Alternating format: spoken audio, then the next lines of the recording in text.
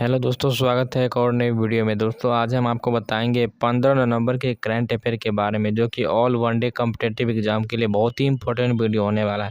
तो चलिए question number 1 से शुरुआत करते हैं। क्वेश्चन नंबर 1 में भारत के DPIIT और WSMITC ने क्लेबर ई-स्पिन और कैटेलॉजिक प्लेटफॉर्म किस शहर में लॉन्च किए हैं? तो इसका राइट आंसर दिल्ली हो जाएगा। चलिए हम इसका एक्सप्लेनेशन आपको बताते हैं। देखिए, उत्तर दिल्ली हो जाएगा। नई दिल्ली में MSME सेक्टर के लिए डिजिटल समाधान प्रदान करने हेतु ये तीनों प्लेटफॉर्म लॉन्च किए गए हैं। इससे छोटे उद्योग के लिए तकनीकी सुविधाएं और तेज सेवा उपलब्ध होगी। चलिए क्वेश्चन नंबर 2 का आंसर बताइए।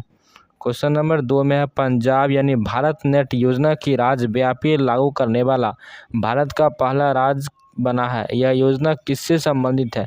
तो इसका राइट आंसर इंटरनेट कंटिन्यूटी से हो जाएगा। इंटरनेट कनेक्टिविटी इसका राइट आंसर हो जाएगा। चलिए हम इसके उत्तर पर डिस्कस करते हैं। इसका उत्तर हो जाएगा इंटरनेट कनेक्टिविटी। देखिए, भारत नेट योजना का जो उद्देश्य है वह ग्रामीण क्षेत्रों में हाई स्पीड इंटरनेट पहुंचाना है। पंजाब ने सभी ग्राम पंचायतों को फाइबर नेटवर्क से जोड़कर इसे पूर्ण रूप से लागू किया है। चलिए क्वेश्चन नंबर 3 का आंसर बताइए। क्वेश्चन नंबर 3 में 24वीं एशियाई महिला कबड्डी चैंपियनशिप 2025 में भारत ने किस देश को हराकर खिताब जीता है? तो भारत ने ईरान को हराकर खिताब जीता है। चलिए हम इसके एक्सप्लेनेशन बताते हैं। ईरान इसका राइट आंसर हो जाएगा। भारत ने फाइनल में ईरान को हराकर एक बार फिर अपना दबदबा कायम रखा। यह भारतीय महिला कबड्डी टीम का बेहतरीन प्रदर्शन रहा अब तक का। क्वेश्चन नंबर 4 का आंसर बताइए। 4 में भारत ने 2095 करोड़ का रक्षा समझौता किस देश के साथ किया है? तो इसका राइट आंसर इजराइल हो जाएगा। भारत ने 2095 करोड़ का रक्षा समझौता इजराइल के साथ समझौता किया है। चलिए इसके हम एक्सप्लेनेशन आपको बताते हैं। इजराइल इसका राइट आंसर हो जाएगा। यह समझौता उन्नत रक्षा तकनीक के विकास और खरीद के लिए किया गया है। इसके तहत आधुनिक सैन्य अभ्यास प्रणाली को भारत की रक्षा क्षमता में शामिल किया जाएगा। क्वेश्चन नंबर 5 का आंसर बताइए। क्वेश्चन नंबर 5 में है NDMA ने किस वर्ष के लिए नेशनल डिजास्टर रिस्क रिडक्शन अभियान शुरू किया है? तो इसका राइट आंसर 2025 हो जाएगा। NDMA ने किस वर्ष के लिए नेशनल डिजास्टर रिस्क रिडक्शन अभियान शुरू किया है? तो 2025 हो जाएगा। 2025 इसका राइट आंसर हो जाएगा। अभियान का जो उद्देश्य है वह प्राकृतिक आपदाओं से बचाव और तैयारी को मजबूत करना है।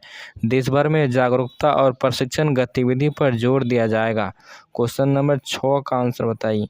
क्वेश्चन नंबर 6 में 44वां भारत अंतर्राष्ट्रीय व्यापार मेला IITF किस शहर में आयोजित हो रहा है? तो इसका राइट आंसर नई दिल्ली हो जाएगा। 44वां भारत अंतर्राष्ट्रीय व्यापार मेला जो कि नई दिल्ली में आयोजित हो रहा है। चलिए हम इसका एक्सप्लेनेशन आपको बताते हैं। नई दिल्ली में हो रहा है। देखिए, IITF हर साल प्रगति मैदान नई दिल्ली में आयोजित किया जाता है। इसमें देश विदेश के राज्यों व कंपनियों की व्यापक भागीदारी होती है। क्वेश्चन नंबर 7 का आंसर बताइए। 7 में भारतीय तटरक्षक बल ने किस बंदरगाह पर आधुनिकीकृत तटरक्षक स्टेशन का उद्घाटन किया है? तो इसका राइट आंसर पारादीप हो जाएगा। पारादीप। भारतीय तटरक्षक बल ने किस बंदरगाह पर आधुनिकीकृत तटरक्षक स्टेशन का उद्घाटन किया है? तो पारादीप हो जाएगा। चलिए हम इसके एक्सप्लेनेशन आपको बताते हैं।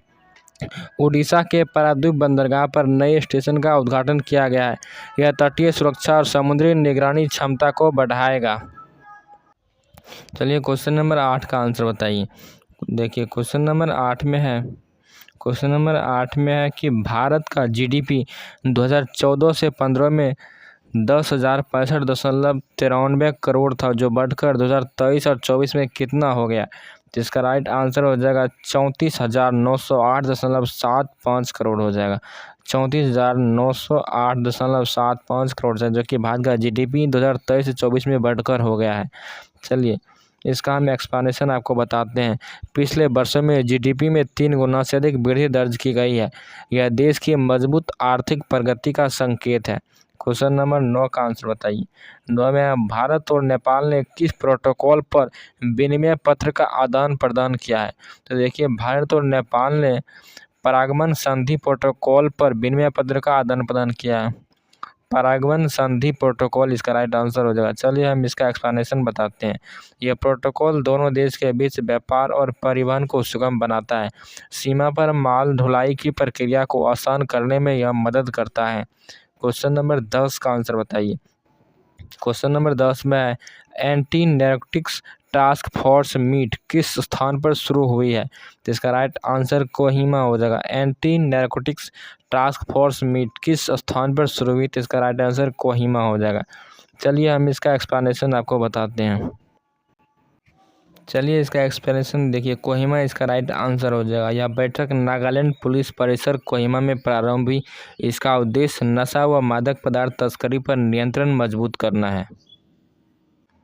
क्वेश्चन नंबर 11 का आंसर बताइए। 11 में अक्टूबर 2025 में भारत की खुदरा मुद्रास्फीति कितनी रही, जो 10 साल का न्यूनतम स्तर कितना है? तो इसका राइट आंसर डी हो जाएगा, 0.25% हो जाएगा। चलिए क्वेश्चन नंबर 12 का आंसर बताइए। क्वेश्चन नंबर 12 में है, निर्यात प्रोत्साहन मिशन के लिए केंद्र सरकार ने 6 वर्षों के लिए कुल कितने करोड़ रुपया की मंजूरी दी है? तो इसका राइट आंसर 25,060 करोड़ हो जाएगा।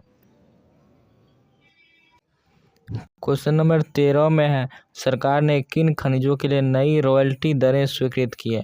तो सरकार ने ग्रेफाइट, सीजियम, रुबिडियम और जिरकोनियम के लिए नई रॉयल्टी दरें स्वीकृत की थी, इसलिए राइट आंसर बी हो जाएगा।